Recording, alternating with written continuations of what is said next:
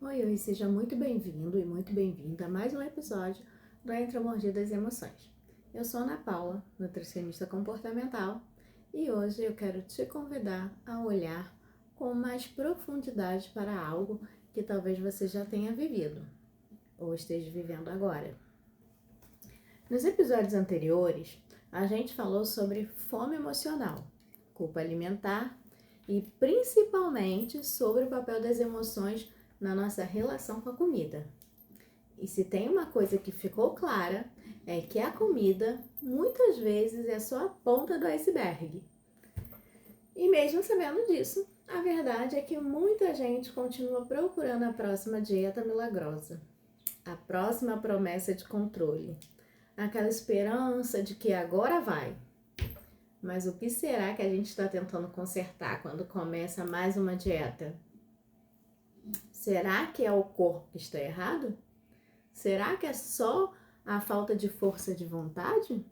Ou será que a gente está tentando resolver com a comida e restrição dores que têm muito mais a ver com o que a gente, como a gente se enxerga e como que a gente se sente? E é por isso que o tema de hoje é tão importante. Porque talvez o problema nunca tenha sido o que você come, mas sim como você se relaciona com a comida. Então respira fundo e fica aqui comigo. E se permita ouvir esse episódio com o coração aberto. Talvez o que esteja faltando não seja uma nova dieta, mas um novo olhar. Vamos começar falando sobre algo que muita gente conhece de perto: o ciclo das dietas. Sabe aquele padrão de começar uma nova dieta cheia de motivação? Seguir tudo certinho, isso nos primeiros dias, tá? Se sentir no controle e de repente algo acontece. Um evento, uma emoção difícil, uma quebra na rotina. E tudo parece desandar. Você se sente frustrada, sente que falhou e que perdeu o controle. Então vem a culpa, que muitas vezes leva a episódios de exagero ou de desespero. Depois disso vem o impulso. E segundo eu recomeço. E assim se reinicia o ciclo. Mais uma tentativa, mais uma promessa que dessa vez vai. E o que eu chamo de recomeço eterno. E não é por preguiça, né, gente? E nem por falta de disciplina. É porque a base desse ciclo, ela está apoiada em soluções superficiais para questões muito mais profundas. E a maioria das dietas, elas focam apenas no alimento, na quantidade, nas calorias, nas regras. Mas e a sua história com a comida? E o motivo pelo qual você busca conforto em certos alimentos? E as emoções que estão por trás daquela vontade de comer, mesmo sem fome? Esse foco exagerado no controle do prato tira o melhor do que realmente se precisa, que é do cuidado. Sua relação com o corpo, seus padrões emocionais, sua crença sobre comida e merecimento. Muitas vezes, a comida não é o problema, ela é a resposta. Uma resposta que o seu corpo encontrou para dar conta de que algo que você talvez nem tenha percebido ainda. Então, antes de pensar em mais uma dieta, eu te convido a pensar: o que eu estou tentando resolver com essa nova tentativa? Talvez o que você esteja precisando seja muito mais sobre olhar para dentro e não só para o espelho ou para o prato. Então agora vamos olhar mais de perto porque na prática as dietas não funcionam como solução real, especialmente quando o assunto é a nossa relação com a comida. A maioria das dietas parte de uma lógica muito rasa, quase que matemática. Come menos e gaste mais. Elas não perguntam como você se sente, qual a sua rotina real, o que você já viveu com o seu corpo, ou o que você acredita sobre si mesma quando você come. E é aí que começa o problema.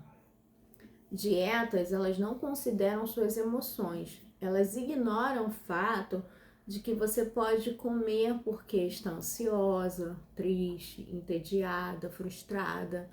Elas não te ensinam a acolher o que você sente. Elas apenas mandam você cortar, restringir e eliminar. Elas também não respeitam a sua rotina real. Nem todo mundo tem tempo de preparar 5 refeições perfeitas no dia. Às vezes a vida ela pede praticidade, flexibilidade e leveza. E o mais importante, dietas não olham para sua história alimentar. Para todas as vezes que você ouviu que não pode comer isso, que tem que emagrecer para ser aceita, não olham para a culpa que ficou, para o medo de engordar, para o trauma de não se sentir suficiente. Quando a gente tenta mudar o comportamento alimentar, ignorando tudo isso, ignorando a raiz do problema, o que acontece? A gente repete os padrões. Por isso eu sempre digo, você não precisa de mais controle, você precisa de mais compreensão. Porque o controle, ele cria rigidez. E a compreensão cria espaço para a mudança verdadeira. Não adianta você seguir uma lista de regras se por dentro você ainda se sente perdida, culpada ou desconectada de si mesmo. E é por isso que aqui a gente fala de comportamento, de escuta, de acolhimento. Porque só quando você começa a olhar com mais gentileza para dentro é que você consegue de fato transformar o que está fora de você. Se até aqui você já percebeu que dietas não funcionam porque ignoram tudo aquilo que você carrega por dentro, então talvez você esteja pronta para algo muito mais profundo e transformador. Um novo olhar. Esse novo olhar não tem a ver com umas regras. Ele é sobre mudar a forma como você se relaciona com a comida, com o seu corpo, com suas emoções. E é isso que chamamos de abordagem comportamental e integrativa da nutrição. Primeiro entra a escuta interna. Aprender a reconhecer sinais de fome, saciedade e satisfação. Escutar o corpo, sem pressa, sem distrações, porque seu corpo fala o tempo todo. Ele só está esperando que você volte a ouvi-lo. Depois vem o acolhimento emocional. E ao invés de você se julgar por ter comido um chocolate ou por não conseguir seguir um plano, a proposta é olhar com empatia. O que eu estou sentindo? O que eu precisava naquele momento? Esse acolhimento, ele abre espaço para mudança real, sem culpa. E aí entra a consciência ao comer. Estar presente no momento da refeição, sentir o gosto, o aroma, a textura, notar como você se sente antes, durante e depois de comer. Comer com atenção. Essa é uma forma poderosa de reconexão. E por fim, mas não menos importante, vem a reconstrução da confiança e no seu corpo. A maioria de nós cresceu acreditando que o corpo precisava ser domado, controlado, consertado. Mas esse novo olhar propõe que a gente volte a confiar. Seu corpo sabe, ele só precisa que você pare de lutar contra ele. E sabe qual é a beleza disso tudo? É que esse novo olhar, ele não exige perfeição. Ele exige curiosidade, presença e respeito. É sair do modo rígido e entrar no modo observador. É fazer as pazes com o que você sente, com o que você come e com quem você é. A alimentação, ela não precisa ser uma guerra constante. Ela pode ser uma jornada de reconexão, uma mordida de cada vez. E aí, depois de tudo isso, você pode estar se perguntando: ah, tá bom, Ana, mas por onde eu começo a colocar esse novo olhar em prática? E eu super te entendo, tá? Às vezes, só de pensar em mudar algo tão automático como forma de comer já dá uma ansiedade. Mas a boa notícia é, você não precisa transformar tudo de uma vez. Começar já é o suficiente.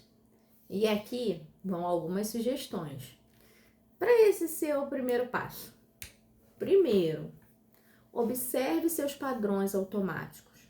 Comece notando quando você come, porque você come e como você se sente depois disso. Tem algo que se repete? Aquela vontade de comer é sempre à noite? Aquela ansiedade que te faz assaltar a geladeira? Só observar já muda muita coisa. Segundo, nomeie seus gatilhos emocionais. Dê nome ao que você sente antes de buscar a comida. É tédio? É carência? É frustração? Identificar a emoção ela te ajuda a não agir no impulso. Lembra? Emoção nomeada é emoção acolhida. 3. Questione as regras alimentares que você carrega. Sabe aquela voz interna que diz, não pode isso, você estragou tudo, agora já era? De onde essas frases vêm? Elas são suas ou elas foram impostas ao longo da vida? Nem tudo que te ensinaram é verdade. Nem tudo que você acredita sobre comida é absoluto. E 4, priorize a conexão, não a punição. Ao invés de comer pensando em compensar ou restringir, tente comer para se nutrir, para cuidar de você. Faça escolhas conscientes, não baseada na culpa ou no medo. E se tiver um dia difícil, e você vai ter, lembre-se, o novo olhar é um exercício diário, não exige pressa, ela exige presença. Você não precisa acertar sempre, só precisa se comprometer com a sua verdade, com o seu corpo, com o que faz ter sentido para você. Esse caminho não é sobre controle, é sobre reconexão.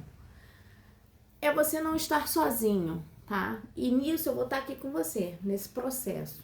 E também a gente vai construindo isso dia após dia, com esse jeito mais leve e mais humano de se alimentar e de viver. E para encerrar esse nosso episódio de hoje, eu quero te lembrar uma coisa que talvez você precise ouvir. A verdadeira transformação começa de dentro. E não é sobre encontrar a dieta perfeita, o plano ideal, ou seguir tudo sem erro. É sobre começar a olhar para si mesmo com mais honestidade, curiosidade e compaixão. Tá? E seguir aquilo que você consegue. E nos próximos dias eu te convido a observar de verdade a sua relação com a comida. Sem julgamento, sem cobrança. Só observe. Como você se sente antes de comer? O que te leva a escolher certos alimentos? Que pensamentos vêm depois da refeição? Porque é aí, nesse olhar gentil e atento, que mora o começo da mudança. E no próximo episódio, a gente vai aprofundar ainda mais esse processo com um tema muito importante e muitas vezes silencioso. Quando comer vira uma forma de se punir, reconhecendo padrões autodestrutivos. Vamos falar sobre como a comida, que deveria ser cuidado e prazer, às vezes vira um instrumento de punição. E mais importante, como sair desse ciclo com mais consciência e acolhimento. E eu te espero lá, com muito carinho.